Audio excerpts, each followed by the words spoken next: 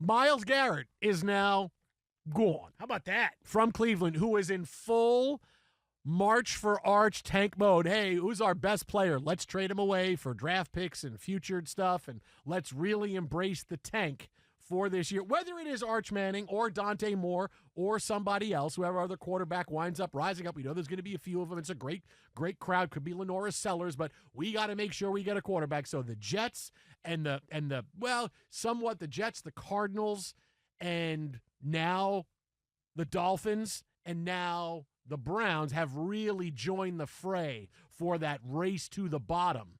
Hey, let's make sure we do all that we can to get a quarterback this year. We just signed Myles Garrett, gave him all kinds of money. Nope, let's trade him away. He could win us a couple of games, man. We don't want to win a couple of games. Now, the way it was structured, it opened the door to such a thing, and it's a Machiavellian move a little bit on Myles Garrett's part, because he wore it from us and from many other shows after demanding a trade, then coming back going, no, I like this paycheck. And the way it works out, well, he gets traded. They did bring back Jared Verse, who's no slouch. I mean, he's not Myles Garrett, but he's a pretty damn good player. And when you're still looking at Shedeur Sanders and Deshaun Watson as your quarterbacks, you'd already decided you weren't going that far. It's like I always talk about these players, and as much as I love them, how many wins are they worth? I get it. Super Bowl odds shifted. They were already the favorite. Now they're a prohibitive favorite. All of those things, looking on the Rams side. But for Cleveland, what was he worth? Half a win? I don't know, man. Myles Garrett? Half a win? Maybe one? You're talking about also a team. You're also talking about taking up so much time in game planning and occupying him, and even plays where he doesn't get a sack.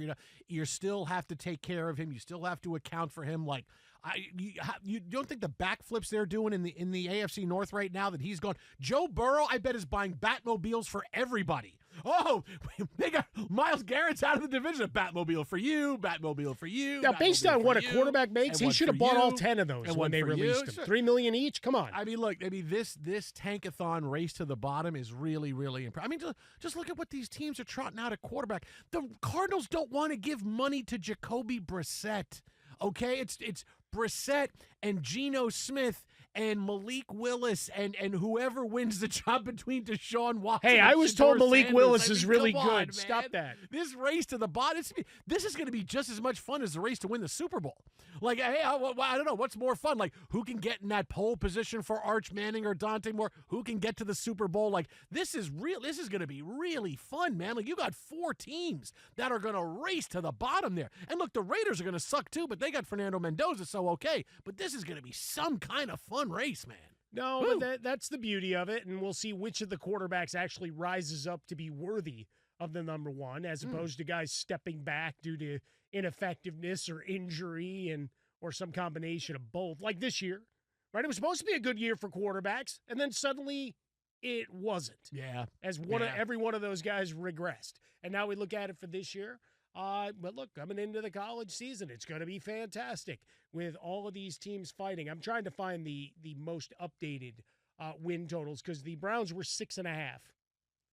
The last that I've now seen. I would say maybe 4.5. So that would put them down in Arizona territory. Oh, you're down. You're living in Arizona now. You're not living it up on top anymore. You're living. You know, it's time to stop living up here and start living down here. That's where you are now. You're living down here at the bottom. Yeah, here you go. It's actually worse now. On FanDuel, Arizona's 2.5. Ooh, 2.5. Well, no, 2.5 is minus 350. Okay.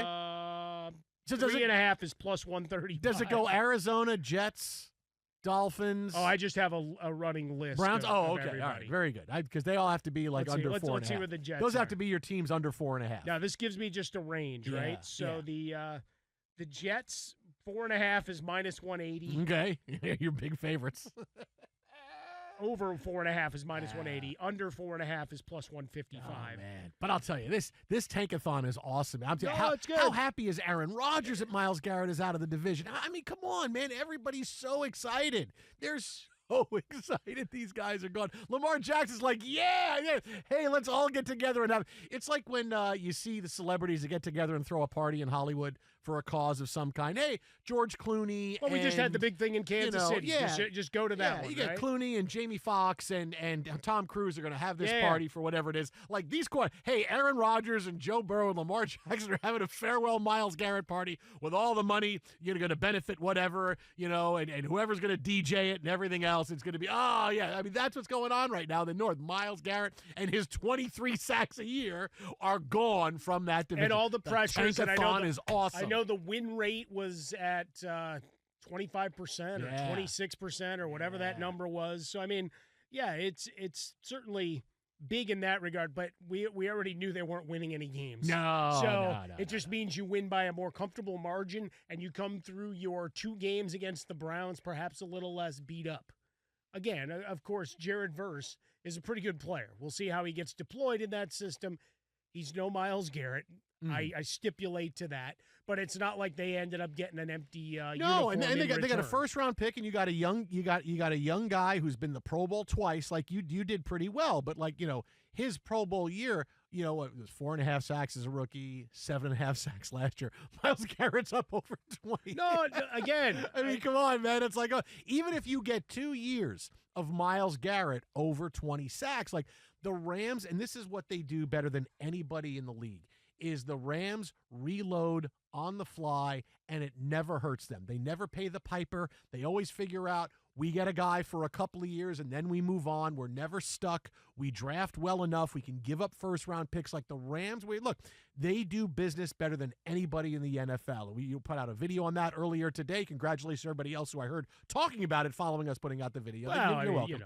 But I wish everybody did business like the Rams, and they have gone from, hey, they're one of the Super Bowl favorites, and now they're the Super Bowl favorite. You added the best defensive player in the NFL. All of a sudden, get the next 2 years, the Rams are the favorites to get to the Super Bowl. Now the other part is the obsession with the first round picks, because the Rams have operated.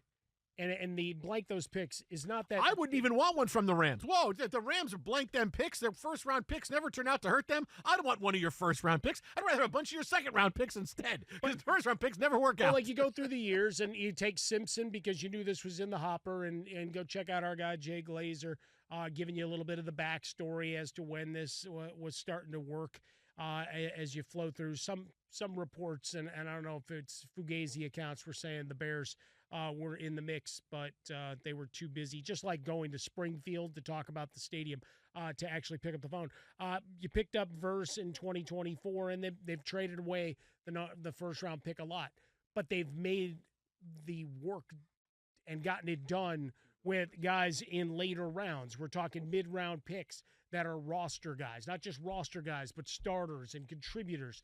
And that's the one thing that always needs to be magnified from a league as a whole. It's not just that they're getting the top-end stuff and winning in that regard. It's that they understand roster management. It's the argument I make when people get all mad and go to the salary stuff. Remember Kyle Tucker coming to the Dodgers, and that was going to ruin baseball. It's like, no, they still get all the other stuff right, too. They spend on infrastructure. They spend on structure and consistency and continuity. And for the Rams, it's been the same thing for these last couple of years. Now, if they don't win at all, I mean, does McVay have another crisis of conscience moment where he's got to be talked back onto the football field? But it's just that idea of, it's not that they don't make picks, because go back and look. There's 10 picks here. There's 8 picks there. Like, no, they just say the first-round pick. It's like, you guys go and fight about that. We can go find similar talent a round or two later, or fleece you for the guy that doesn't want to be there anymore.